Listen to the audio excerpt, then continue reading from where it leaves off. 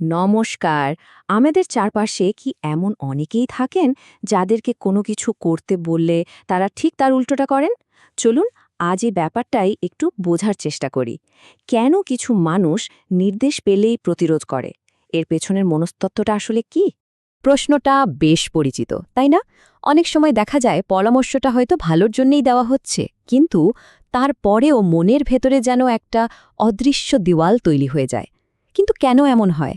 চলুন এর গভীরে যাওয়া যাক। সাধারণত আমরা খুব সহজে এই ধরনের আচরণকে একগুঁয়েমি বলে একটা তকমা দিয়ে দিই, কিন্তু মনস্তত্ত্ব বলছে এর পেছনে আসলে লুকিয়ে আছে মানুষের আত্মরক্ষার এক গভীর এবং বেশ জটিল একটা প্রক্রিয়া। তো চলুন এই সাধারণ ধারণার খোলসটা ছেড়ে একটু গভীরে প্রবেশ করা যাক। এই আচরণটা আসলে একটা পরিচিত মনস্তাত্ত্বিক ব্যাপার, যা আমাদের নিজেদের সম্পর্কেও নতুন করে ভাবতে শেখাতে পারে। এই পুরো ব্যাপারটার মূলে রয়েছে একটা ধারণা, যার নাম সাইকোলজিক্যাল রিয়াক্টেন্স। সহজ ভাষায় এটা মস্তিষ্কের এক ধরনের আত্মরক্ষার কৌশল। যখনই কেউ অনুভব করে যে তার নিজের সিদ্ধান্ত নেওয়ার স্বাধীনতা কেড়ে নেওয়া হচ্ছে, তার মস্তিষ্ক প্রায় স্বয়ংক্রিয়ভাবেই এর বিরুদ্ধে রুখে দাঁড়ায়। আর দেখুন, এখানে পুরো দৃষ্টিভঙ্গিটা কেমন বদলে যাচ্ছে। যেটাকে আমরা এতদিন একটা নেতিবাচক স্বভাব বা এক গুয়েমি ভেবে এসেছি, সেটা আসলে নিজের স্বাধীনতা রক্ষার একটা মনস্তাত্ত্বিক চেষ্টা।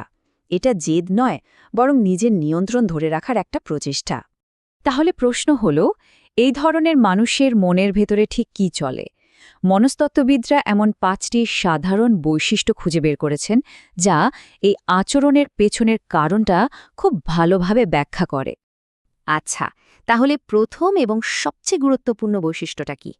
প্রথমত, আত্মনিয়ন্ত্রণের একটা তীব্র চাহিদা, মানে নিজের জীবনের সিদ্ধান্ত নিজে নেওয়ার ক্ষমতা।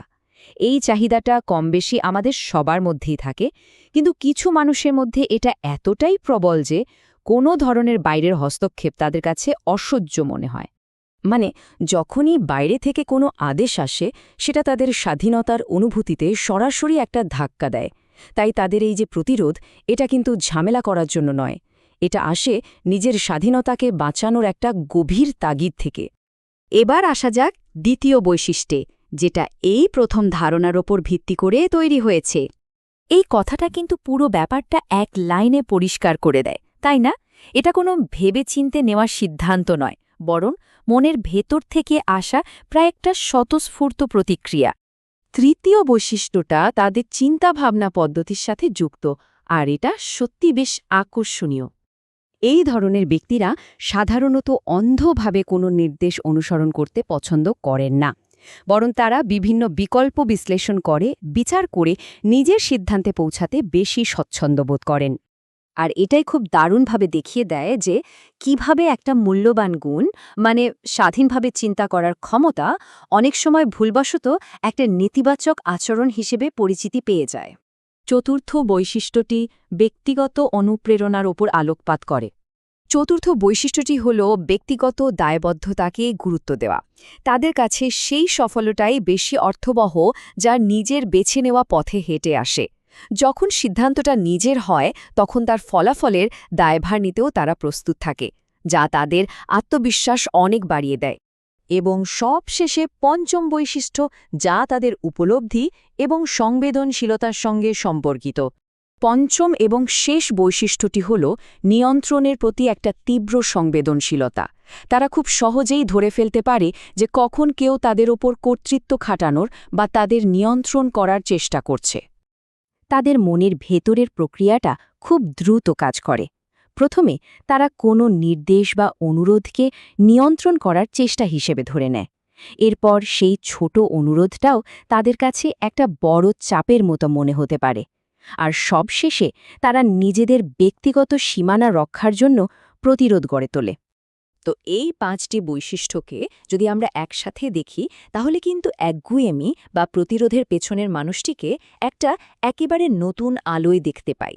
এটা আসলে কোনো চারিত্রিক ত্রুটি নয়, বরং একটি কার্যকরী মানসিক প্রক্রিয়া। তাহলে মূল কথাটা কি দাঁড়ালো?